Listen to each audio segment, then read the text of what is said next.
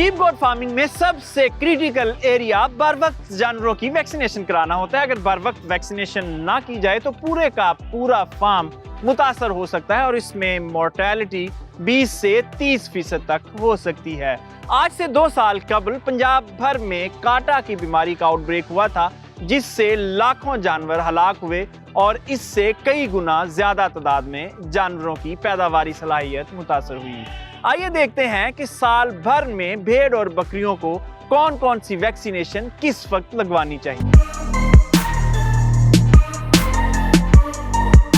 सबसे खतरनाक बीमारी PPR है, जिसे काटा भी कहा जाता है। ये छोटे जानवरों की जानलेवा बीमारी है जो किसी एक जानवर से पूरे फार्म में फैल सकती है और ऐसे फार्म पर अमवात की तादाद 50% से भी बढ़ने का खदशा होता है। इसलिए साल में 2 मरतबा इस बीमारी की वैक्सीनेशन करवाना जरूरी होती है। दूसरी खतरनाक बीमारी ETV है, जिसे आंतड़ियों का जहर भी कहा जाता है। ये बीमारी भी वायरस से फैलती है और वबाई शक्ल इख्तियार कर सकती है। इससे बचाव के लिए भी साल में 2 बार वैक्सीनेशन जरूरी होती है। निमोनिया की बीमारी भी छोटे जानवरों के लिए जानलेवा साबित हो सकती है, इसलिए इस बीमारी की भी साल में 2 मरतबा वैक्सीनेशन जरूरी होती है। फुट एंड माउथ यानी मुंह खुर की बीमारी छोटे जानवरों को बराह रास्त बीमार नहीं करती, मगर ये वायरस के कैरियर के तौर पर काम करती है, जो बड़े जानवरों यानी कैटल को बीमार कर सकती है। इसलिए बेहतर होता है कि भेड़ बकरियों को भी कैटल की तरह मुंह खुर की वैक्सीनेशन लगवा ली जाए।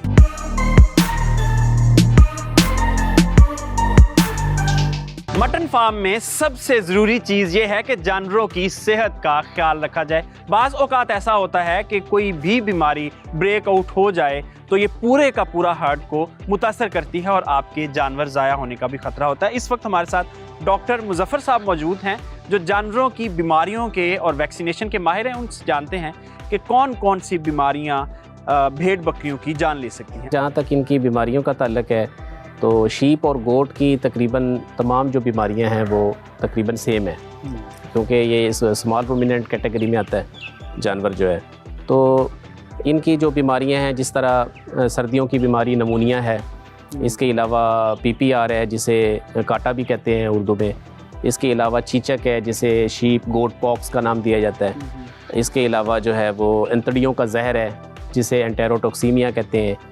इस तरह की जो बीमारियां हैं, इनकी रोकथाम के लिए हमें जो है वो वैक्सीन करने की ज़रूरत पेश आती है। डॉक्टर साहब, ये वायरस से फैलने वाली बीमारियां हैं। अगर हम बैक्टीरियल डिजीज़ की बात करें, जो बैक्टीरिया से फैलने वाली बीमारियां हैं, वो कौन कौन सी हैं और वो कितनी खतरनाक है? बैक्टीरियल डिजीज़ भी जिस तरह पेलोरोनिमोनिया है तो ये बैक्टीरियल डिजीज़ है, इसकी भी वैक्सीनेशन होती है।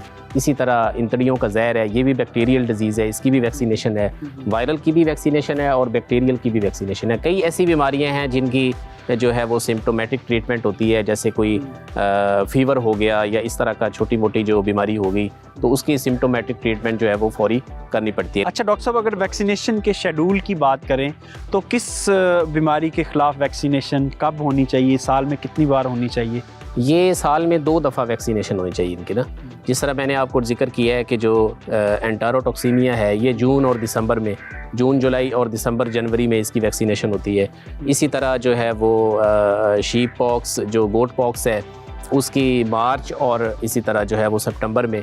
इसी तरह जो FMD है मुंह खुर की जो वैक्सीनेशन है वो भी अप्रैल और अक्टूबर में होती है। अच्छा, एक बड़ा कॉन्सेप्ट लोगों के जहन में ये है कि जो महीने बताए जाते हैं वही हैं, जबकि इसका जो कुछ माहिरीन कहते हैं कि इसके जिस्म में एंटीबॉडीज़ मेंटेन होनी चाहिए। वो आप बेशक जनवरी में कराएं, फरवरी में कराएं, इसका मतलब ये है कि जब भी कराएंगे उसके 6 माह बाद आपने अगली डोज देनी। नहीं, इस तरह नहीं है। जिस तरह पेलोरोनिमोनिया की जो वैक्सीन है वो हमने वैक्सीन सर्दियों से पहले करनी होती है, ताकि सख्त सर्दी आने से पहले उसमें जो इम्यूनिटी है उसकी बीमारी के अगेंस्ट वो डेवलप हो जाए। जो ऑयल बेस्ड वैक्सीनेशन होती है और एक होती है वाटर बेस्ड। जो ऑयल बेस्ड होती है वो साल में 1 दफ़ा होती है और जो वाटर बेस्ड होती है वो साल में 2 दफ़ा होती है। अच्छा, ये बताएं कि आम किसान जो है वो ज़ाहिर है महंगी जो वैक्सीनेशन है वो ना इंपोर्ट कर सकता है ना वो परचेज़ कर सकता है, तो हुकूमत के जो मराकज़ हैं उनसे अगर फार्मर ने ये सर्विसेज लेनी हो तो उसका क्या तरीकाकार है? तो उसका तरीकाकार सिंपल सादा सा है। आपके करीब जो वेटनरी हॉस्पिटल है, जो डिस्पेंसरी है, आप वहाँ पे